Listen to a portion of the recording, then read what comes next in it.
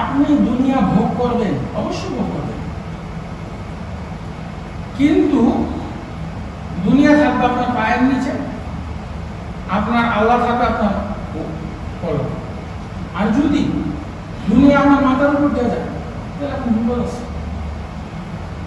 অনেকটা নৌকার মতো, নৌকার মধ্যে নৌকার নিচে রাশি রাশি পানি থাকলে নৌকার কোনো সমস্যা নেই, নৌকা দিব্যি চলতে পারে।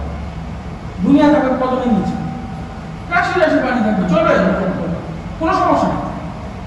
কিন্তু যদি পানির উপরে উঠে যায় বিপদ আছে। যদি দুনিয়া আপনার মাথায় ঢুকে যায় বিপদ আছে।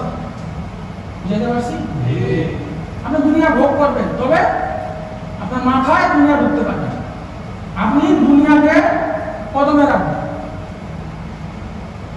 আপনি আপনার কলবে আল্লাহ রাসূল রাখবেন।